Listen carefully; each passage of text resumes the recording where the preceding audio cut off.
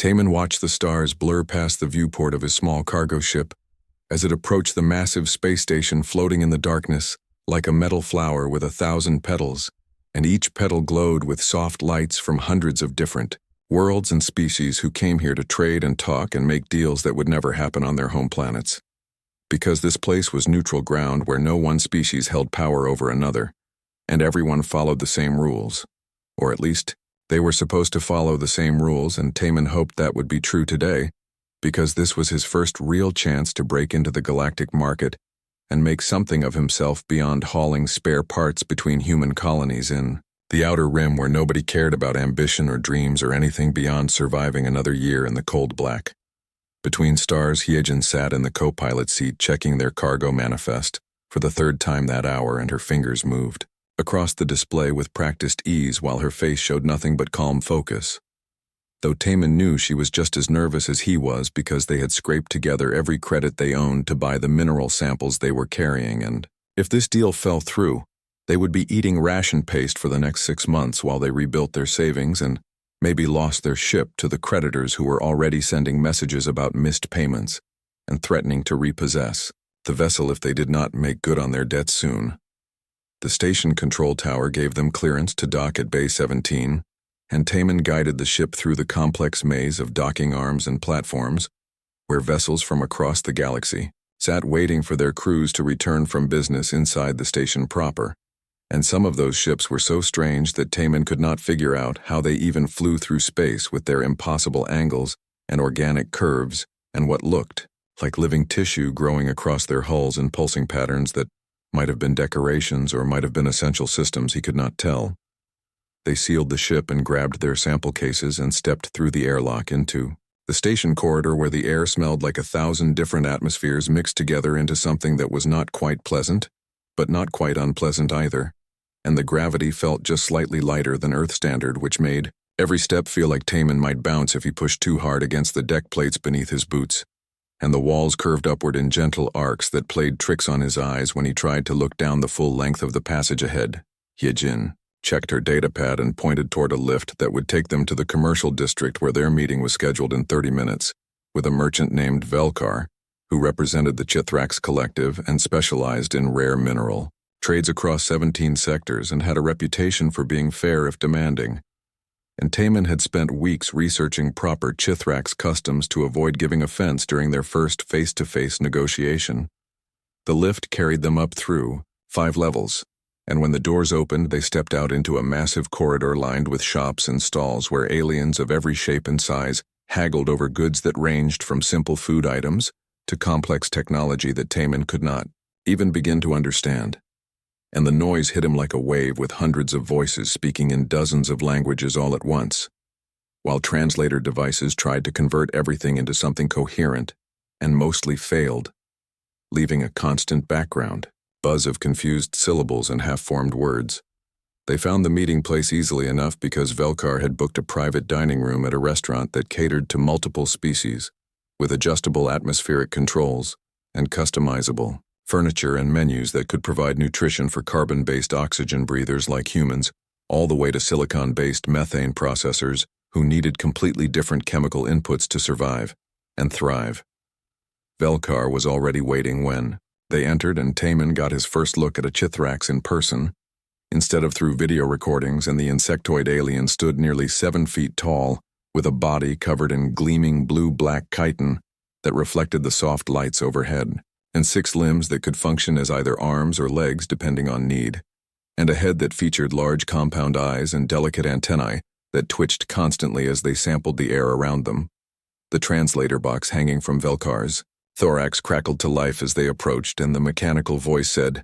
"Welcome," in perfectly accented English. Though the original sounds Velkar made were more like clicks and whistles that reminded Taman of insects on a summer night back on Earth. They exchanged formal greetings according to Chithrax custom, which involved a lot of careful antenna movements that Taman tried to replicate with hand gestures, while Hyejin stood slightly behind and to the left, as was proper for a junior business partner in Chithrax culture, even though she and Taman were equal owners of their small trading company. The negotiations began well with both sides, presenting their samples and discussing quantities and delivery schedules and payment terms, and Taman started to relax as he realized that Velkar was genuinely interested in establishing a long-term trading relationship, rather than just making a quick profit and disappearing into the void, like so many other merchants they had dealt with over the years. Then Velkar made an unexpected gesture and reached for a crystal container on the table, filled with dark purple liquid that seemed to glow from within with its own light, and the Chithrax explained through the translator that this was a traditional beverage shared between business partners when sealing a major deal, and that refusing to drink would be a serious insult that would end all negotiations immediately and possibly damage human-Chithrax relations for years to come. Hyejin tensed beside him, and Taman could feel her concern without even looking at her, because they both knew that alien biochemistry was wildly different from human biology, and that what was nutritious or even delicious to one species might be toxic or deadly to another. And the safety briefings they had received before leaving human space had included long lists of things they should never consume without proper testing. But Velkar was watching them with those huge compound eyes and waiting for Taman to make a choice, and the translator box carried an edge of expectation in its mechanical voice, and Taman knew that this moment would define whether they succeeded or failed in their attempt to break into the wider galactic economy. He reached for the crystal container and lifted it to his lips and drank deeply, while Hyejin made a small sound of alarm beside him, and the liquid tasted sweet and spicy all at once with flavors he had never experienced before, and a texture like honey mixed with water, and it went down smoothly enough. Then his throat began to burn and his eyes started watering, and he coughed once, then twice,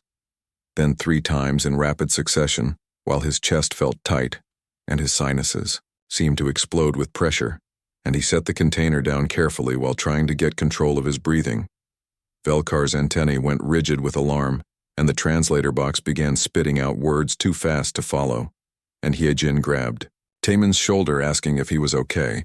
while her other hand reached for the emergency medical kit on her belt station security, appeared within seconds responding to some alarm that Taman had not heard,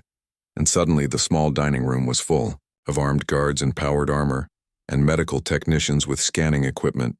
and everyone was talking at once in a dozen different languages, while Taman just kept coughing and wiping his streaming eyes.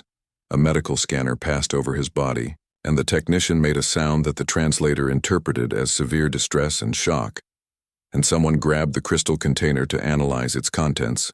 while someone else tried to inject Taman with something that Hyejin blocked with her arm while demanding to know what they were trying to give him.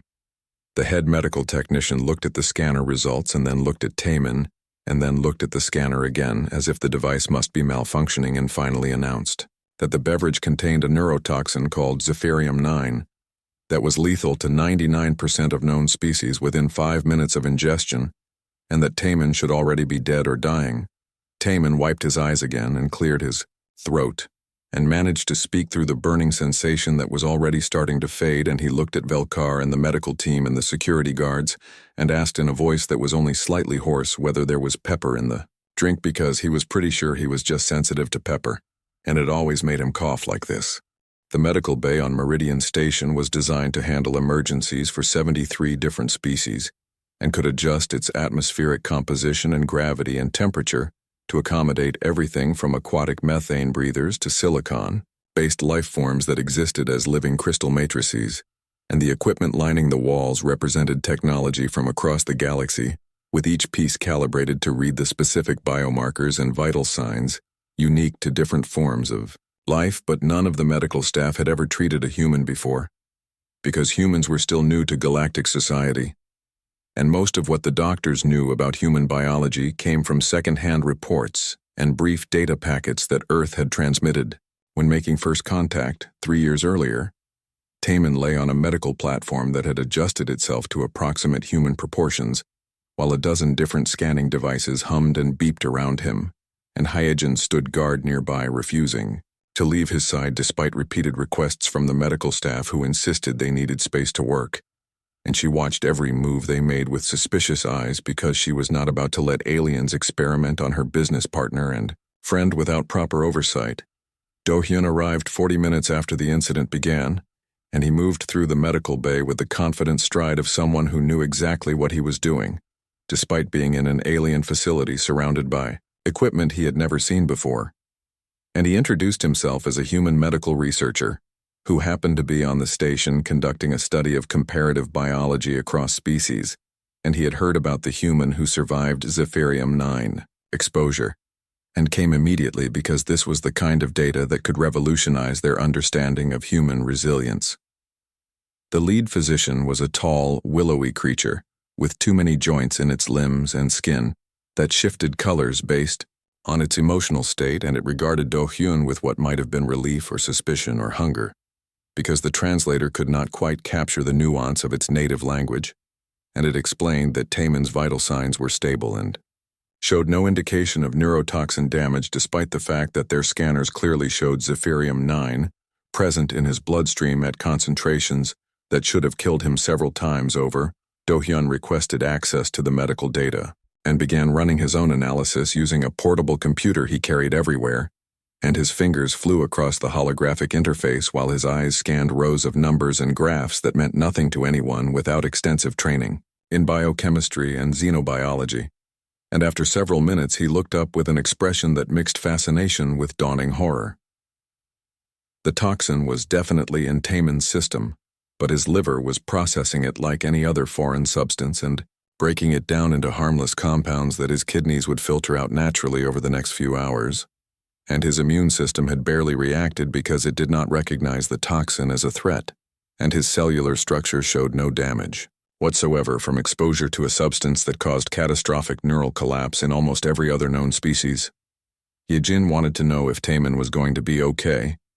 and Do-hyun assured her that he was fine and would probably feel completely normal within an hour or two once the last traces of the toxin worked their way out of his system. And then he added almost as an afterthought that this incident raised some very serious questions about human biology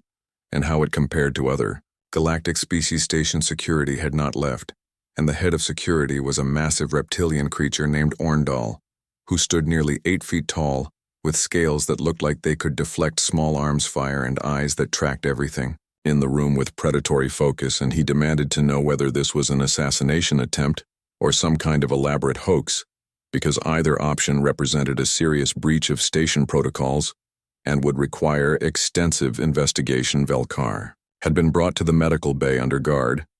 and the Chithrax merchant stood in the corner with antennae drooping in a posture that Do-hyun's translator identified as profound distress and shame, and Velkar insisted repeatedly that the beverage was a traditional ceremonial drink that Chithrax had shared with business partners for thousands of years, and that it had never harmed anyone before, and that this was a terrible accident, not a deliberate attack. The medical staff ran chemical analysis on the remaining liquid in the crystal container, and confirmed that it was indeed a standard Chithrax ceremonial beverage with no additives or modifications, and that it contained naturally occurring Zephyrium-9 as part of its fermentation process, which Chithrax biology handled easily because they had evolved alongside the compound and developed natural resistance over millions of years. Taemin finally spoke up from his position on the medical platform and said he felt fine except for a slight lingering burn in his throat, and that he did not think Velkar had tried to poison him, and that maybe everyone could just calm down and finish the business negotiation they had started before all this happened. Nobody seemed ready to calm down, and Orndal announced that the station was going into partial lockdown until they could determine whether humans represented a security threat and whether their presence on the station required new safety protocols, and Hyejin started to argue. But a new voice cut through the chaos with clear authority that made everyone stop talking. Mireille walked into the medical bay like she owned it, and in a sense, she did because she was the human diplomatic representative for this entire sector, and she had been appointed by Earth's Provisional Galactic Relations Council specifically to handle situations exactly like this one, and she took in the scene with a single sweeping glance and immediately began issuing orders that somehow everyone obeyed despite having no real authority over alien security forces or medical personnel. She told Orndal that humans were not a security threat, and that this was simply an unfortunate cultural misunderstanding caused by incomplete biological data, and she assured Velkar that no one blamed the Chithrax for what happened, and that Earth would send a formal statement clearing the merchant of any wrongdoing, and she informed the medical staff that they would need to compile a full report on this incident and share it with Earth's medical community so that proper safety guidelines could be developed. Then she turned to Do-hyun and asked him to explain exactly what had happened from a biological perspective using language that everyone in the room could understand regardless of their scientific background. Do-hyun took a breath and began speaking in the careful, measured tones of a teacher explaining a complex topic to students who had no foundation in the subject. And he told them that human biology was built on a foundation of redundant survival systems that had evolved on a world with conditions that most galactic species would consider extremely hostile, and that humans could process a remarkable range of toxic substances because their ancestors had survived multiple mass extinction events and adapted to environments that ranged from frozen tundra to baking deserts to deep ocean trenches. He explained that human livers were essentially chemical processing plants, capable of breaking down almost any organic compound given enough time, and that human immune systems were aggressive to the point of being dangerous, and that human cellular regeneration operated at speeds that seemed impossible to species who had evolved on gentler worlds with more stable conditions. Heejin interrupted to ask what he meant by gentler worlds,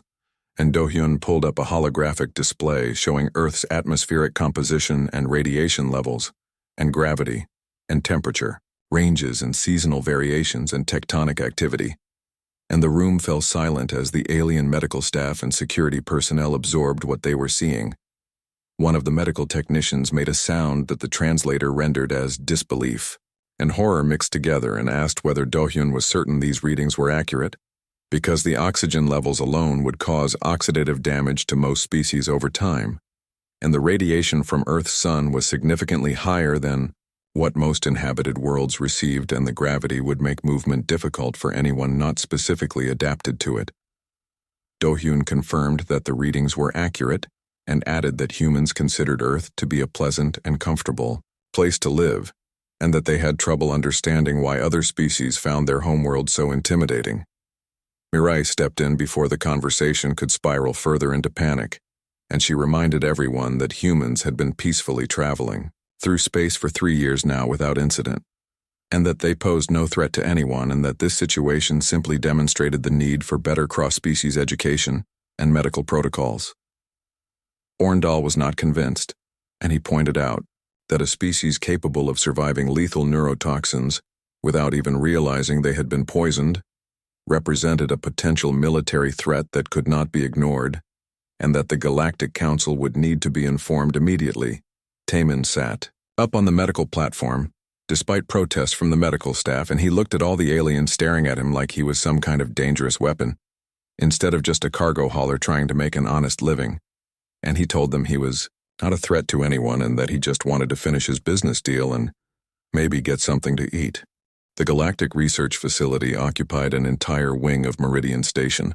and normally conducted studies on long-term effects of space travel on various species and tested new medical treatments before they were approved for general use, and analyzed samples of unknown biological materials discovered on unexplored worlds. But now every available resource had been redirected toward understanding human biology and figuring out whether humans represented a threat that needed containment, or simply an anomaly that required documentation. And the scientists working there ranged from excited to terrified, depending on their personal views about species that could survive what should have been certain death. Taemin had reluctantly agreed to participate in voluntary testing, after Mirai explained that refusing would only make the situation worse and feed into fears that humans had something to hide, and that cooperation now would make life easier for every human trying to travel or trade in galactic space, and he understood the logic. Even if he did not particularly enjoy the idea of being studied like a laboratory specimen for the next few weeks, while aliens poked and prodded him and ran endless tests on his blood and tissues. Ji-won arrived on the next transport from Earth and brought with her a portable laboratory worth of equipment designed specifically for human biology, and she introduced herself as a biologist who specialized in comparative xenophysiology and had been studying the differences between human and alien life since first contact. And she told Taemin that she would make sure the alien scientists did not accidentally hurt him through ignorance about human tolerances and limitations. Suho came too, even though nobody had asked him to. and he appeared in the research facility with a bag of real Earth food that he had brought all the way from the nearest human colony. And he told Taman that if the aliens were going to treat him like a test subject, then at least he could eat properly while it happened, and Taman had never been so happy to see instant noodles and dried fruit and actual coffee in his entire life.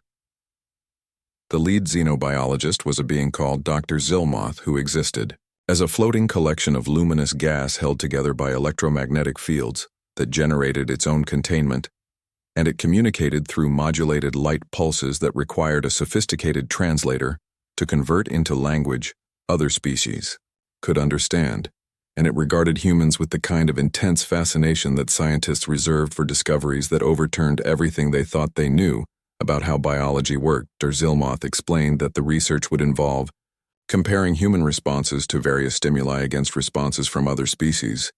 and that everything would be carefully controlled to avoid causing harm, but that some tests might be uncomfortable,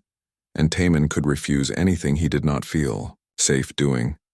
And Jiwan would monitor everything to ensure the protocols remained within acceptable boundaries for human physiology. They started with baseline measurements and took samples of Taman's blood and hair and skin cells and saliva and ran them through analyzers that produced pages of data about his genetic structure and cellular composition and metabolic processes and immune function, and the results made Dr. Zilmoth pulse in colors that the translator identified as profound confusion because nothing about human biology made sense according to established galactic understanding of how carbon-based life should work. The first comparison test involved radiation exposure, and they put Taman in a sealed chamber next to chambers containing volunteers from 6 other species, and exposed everyone to identical doses of cosmic radiation, similar to what anyone would encounter during unshielded space travel, and the other species showed immediate cellular damage that required medical intervention to prevent long-term harm. But Taman's cells barely reacted, and his DNA repair mechanisms kicked in automatically and fixed the minor damage within minutes. Dr. Zilmoth increased the radiation dose by a factor of 10, and the other volunteers had to be removed for their own safety. But Taman just sat in his chamber reading a book on his data pad and occasionally looking up to ask when the test would start, and Jiwan had to explain that the test was already running, and Taman seemed genuinely surprised that he was supposed to be feeling something. The toxin test came next, and they exposed Taman to a series of compounds that ranged from mild irritants to lethal poisons, and carefully monitored his responses, and he processed most of them without any noticeable effects, and the few that did affect him only caused temporary discomfort like the Zephyrium-9 had, and his liver and kidneys worked through everything efficiently, while his immune system remained calm and unbothered. They tested a paralytic agent that worked by blocking neural transmission, and should have left Taman unable to move for several hours, but he felt slightly drowsy for about 20 minutes, and then was fine. And they tested a corrosive compound that dissolved the protective gloves one of the technicians was wearing, but only gave Taman a mild rash that disappeared within an hour, and they tested a hallucinogen that was supposed to cause vivid sensory distortions, but Taman just reported feeling a little dizzy, and maybe seeing some colors that were slightly brighter than normal. Suho watched all of this from the observation area, and finally asked Jiwan whether humans were actually as tough as the test suggested, or if Taman was just unusual, and Jiwan admitted she did not know because Earth had never conducted this kind of systematic comparison with alien biology before. And for all she knew, every human would respond the same way Taman was responding. Dr. Zilmoth seemed to reach the same conclusion and requested permission to test other humans if any were available on the station, and Hyojin volunteered immediately because she was not about to let Taman face this alone. And 2 other human traders who were passing through the station heard about the research and offered to participate out of curiosity about what made them different from everyone else in the galaxy. The comparative results were consistent across all 4 humans, and they all showed the same remarkable resistance to radiation and toxins and physical stress, and the same aggressive immune responses and efficient cellular repair and redundant biological systems. And Dr. Zilmoth compiled the data into a preliminary report that it transmitted to the Galactic Medical Council, with a warning that human biology operated on principles that did not match any known species. News spread fast through the station and beyond, and within days there were reports coming in from across the galaxy about other humans who had survived situations that should have killed them. And a construction worker on a mining station had been exposed to vacuum when his suit failed and stayed conscious for 90 seconds, before being pulled back inside and suffered nothing worse than some burst blood vessels in his eyes. And a freight handler had eaten fermented Vorgul paste as part of a dare, and the paste was known to dissolve metal, but the human just complained about heartburn for a few hours and then was fine. The galactic news networks picked up the story, and suddenly everyone was talking about humans and their impossible biology, and some of the coverage was fascinated and some was fearful and some was openly hostile, and suggested that humans were too dangerous to be allowed to travel freely through civilized space. Hyejin spent hours reading through news reports and social media posts from dozens of different worlds and species, and she showed Taemin some of the worst ones, including an article that called humans biological weapons, and suggested they had been engineered by some unknown civilization for military purposes, and another that demanded humans be quarantined back on Earth for the safety of the galaxy. Taemin did not know how to feel about being called a weapon, when all he wanted was to run a small shipping business and make enough money to live comfortably and maybe see some interesting parts of the galaxy. And he told Hyejin that none of this was fair, because humans had not asked to be resilient and they certainly had not done anything to threaten anyone. Ji-won found something interesting while reviewing historical records from the early First Contact missions, and she discovered that when Galactic Scouts first detected human radio transmissions and sent probes to Earth, they classified it as a Class 12 hazard world and recommended that it be placed under permanent quarantine to prevent any species from accidentally settling there and dying from the hostile environment. The classification had been forgotten during the chaos of formal First Contact,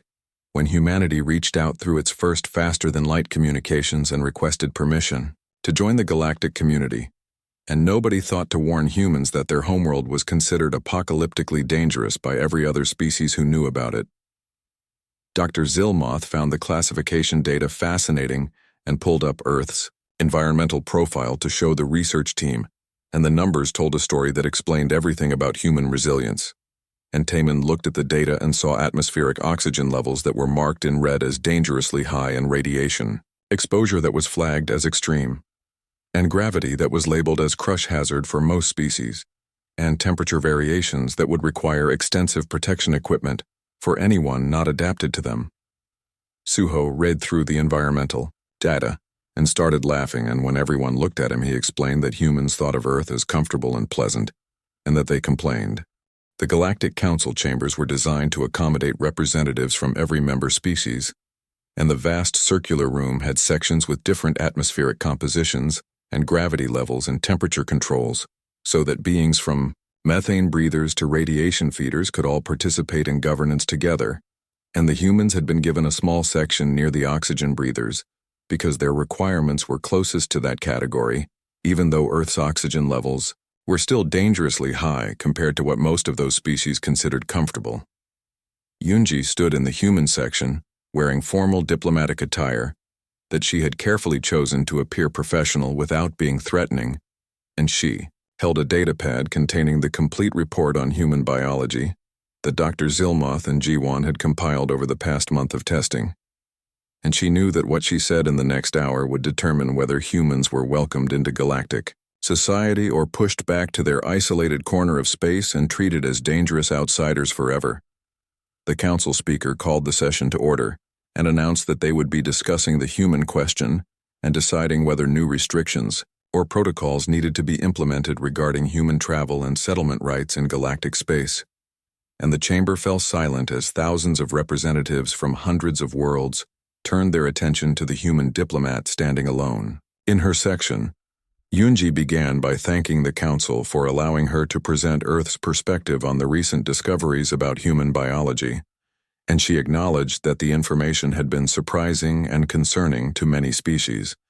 and that humans understood why some people might be frightened by what they had learned. But she wanted to make it clear that humans had been peaceful and cooperative members of the galactic community for 3 years now, and had done nothing to suggest they posed any threat to anyone. She activated a holographic display and showed Earth rotating slowly in the center of the chamber, and the planet looked beautiful from space, with its swirling white clouds and blue oceans and green and brown continents, and she pointed out that to humans this was home, and they had never considered it unusual or dangerous until they met other species and learned that their definition of normal was completely different from everyone else's. Minseo joined the presentation through remote link from Earth and introduced herself as a xenoanthropologist who studied how different species evolved and adapted to their environments. And she explained that Earth's history had been marked by repeated catastrophic events that killed off most life on the planet, but created opportunities for the survivors to evolve new adaptations, and that humans descended from a long line of species that survived ice ages and volcanic eruptions and asteroid impacts and climate shifts that would have wiped out less adaptable forms of life. The holographic display shifted to show Earth's timeline and highlighted the major extinction events that had shaped terrestrial biology. And Minseo explained that human ancestors survived because they developed flexible diets that allowed them to eat almost anything, and efficient metabolisms that extracted maximum energy from minimal food and social structures that let them work together to overcome challenges that would have destroyed individuals, and all of those survival traits were still present in modern humans. Even though they no longer faced the same environmental pressures, a representative from the Felkor Unity asked whether humans had been genetically engineered to be so resilient, and Yunji firmly denied it and explained that humans evolved naturally over millions of years, and that their biology was simply the result of adaptation to a world that happened to be more hostile than most, but was still capable of supporting complex life. Admiral Korvax rose from his section, and his massive armored form dominated that part of the chamber, and he spoke in a deep, rumbling voice that the translators rendered as stern and suspicious, and he pointed out that, regardless of how humans evolved, they now represented a potential military threat because a species that could survive lethal toxins and high radiation and vacuum exposure could also survive battlefield conditions that would disable or kill conventional soldiers, and that the Council needed to consider whether allowing humans unrestricted access to galactic space might upset the delicate military balance between various powers. Yunji had expected this argument, and she calmly responded that humans had no interest in military conquest, and that Earth's provisional government had signed every non-aggression treaty and weapons limitation accord that the Council had presented, and that humans wanted to trade and learn and explore, not fight wars, with species they had just met. Korvax was not convinced, and he argued that intentions could change, and that a species with such remarkable biological advantages should be monitored closely and perhaps restricted to their home system until the Council could be certain they posed no threat. Several other representatives spoke up in support of restrictions and suggested that humans should be required to undergo medical screening before being allowed on any station or planet, and that they should be banned from certain sensitive areas, and that their population should be limited to prevent them from spreading too widely through galactic space. Other representatives argued against restrictions and pointed out that humans had done nothing wrong, and that punishing them for their biology would be unjust and would set a dangerous precedent for how the Council treated species who did not fit established norms. The debate continued for hours, and Yunji listened to dozens of speakers from worlds she had never heard of discuss whether her entire species should be treated as potential weapons or welcomed as fellow citizens, and she kept her expression neutral and professional, even though part of her wanted to scream that humans were just people trying to live their lives, and they had not asked to be born on a death world or to have biology that terrified everyone else. A representative from the Quiln Harmonies finally asked the question that everyone seemed to be avoiding, which was what humans themselves wanted from galactic society, and whether they understood how other species perceived them. Yunji took a breath and answered honestly and said that humans wanted to be treated like everyone else, and that they wanted the same opportunities to travel and trade and settle new worlds and learn from other cultures,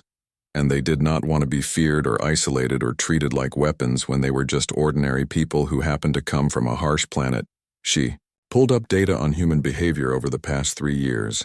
and showed that human traders had maintained perfect safety records, and human diplomats had successfully negotiated treaties without any incidents of violence or aggression, and human scientists had collaborated productively with researchers from 24 different species, and human tourists had visited 50 different worlds without causing any problems, beyond occasional cultural misunderstandings that were quickly resolved. Data showed that humans were peaceful and cooperative, and genuinely interested in being part of the galactic community, and Yunji argued that judging them based on theoretical military potential, rather than actual behavior, was fundamentally unfair. Taman had been given permission to address the council as a private citizen, with direct experience in the situation, and he spoke simply and directly about his experience on Meridian Station and how he had just been trying to complete a business deal, when everything went wrong through no fault of his own or Velkar's, and how he had been treated like a dangerous anomaly instead of a person, and how frustrating it was to be defined by his biology rather than his choices. He told the council that he understood their concerns, but that humans had not chosen to be resilient, and they could not change their biology, and all they could do was promise to continue being peaceful and respectful and cooperative, and hope that other species would judge them by their actions rather than their potential. The council fell silent after Taman finished speaking, and representatives consulted with each other in dozens of languages and through methods ranging from verbal discussion to chemical, signaling to quantum entanglement, and Yunji waited and hoped that humanity's future would not be decided by fear. The vote came down to a narrow margin, and the council decided not to implement new restrictions on human travel, but to require that human medical data be added to all galactic databases so that proper safety protocols could be developed, and to mandate that humans undergo basic safety training about which substances and environments might be dangerous to other species even if humans could survive them easily. It was not a perfect outcome, and Yunji knew that humans would still face suspicion and fear from many species, but it was better than being quarantined or treated as weapons, and it gave humanity a chance to prove themselves through continued peaceful interaction. News of the council decision spread quickly,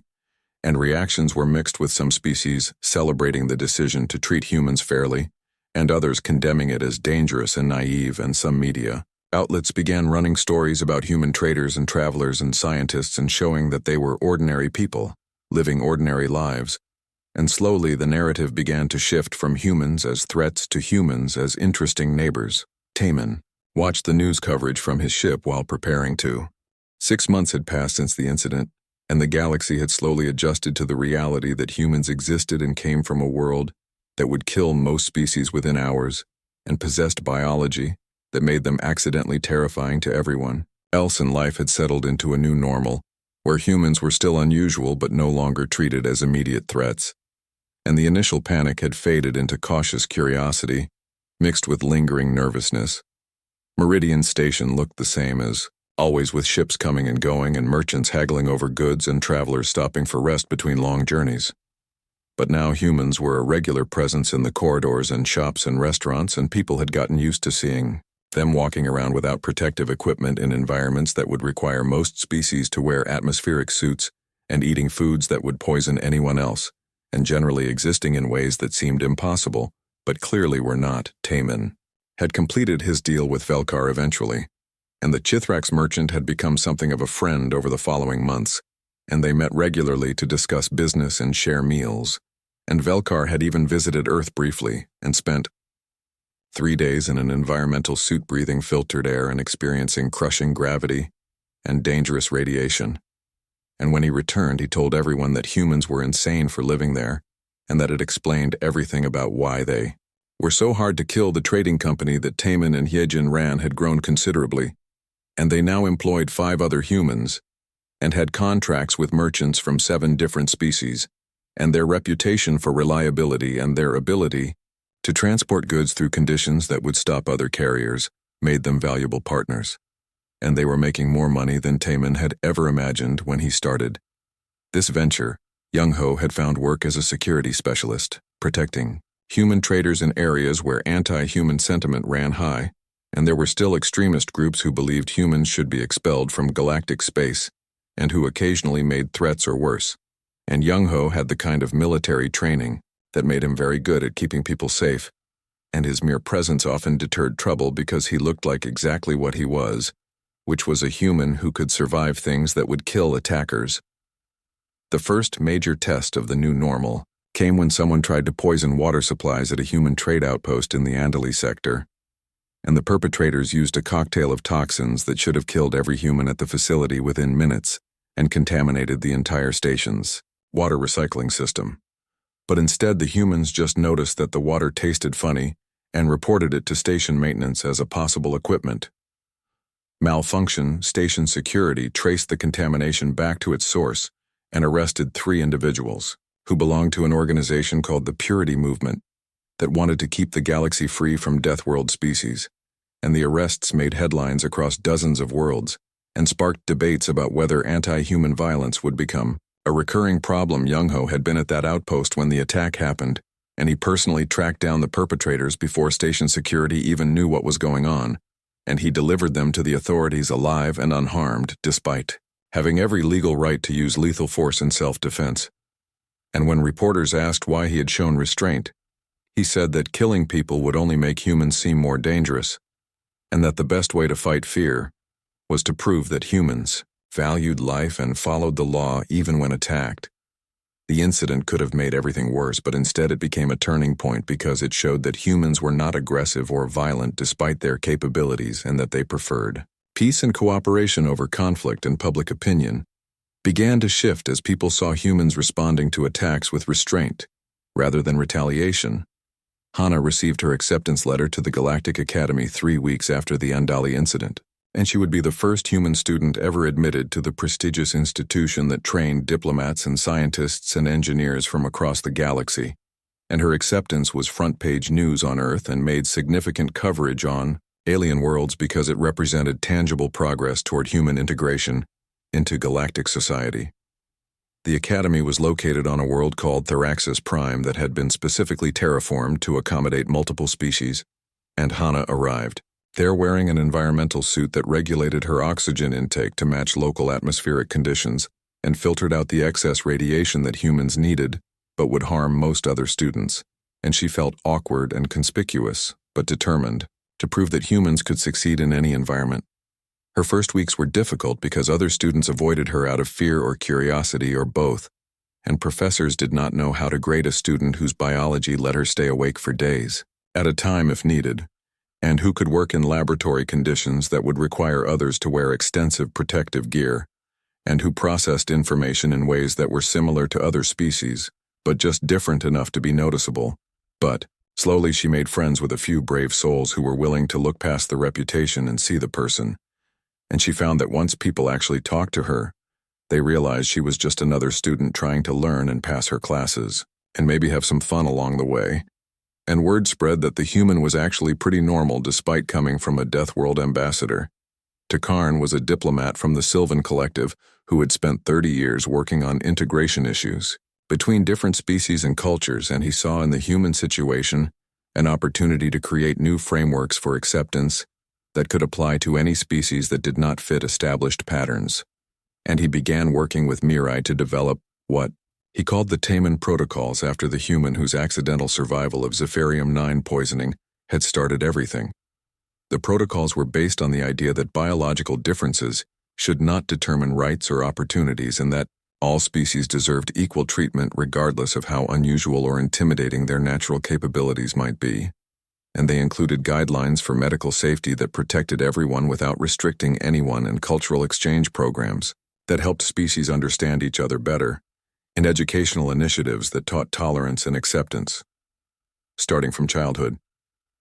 Takarn presented the protocols to the Galactic Council, along with data showing that human integration had been largely successful despite initial fears, and that the galaxy was better for including humans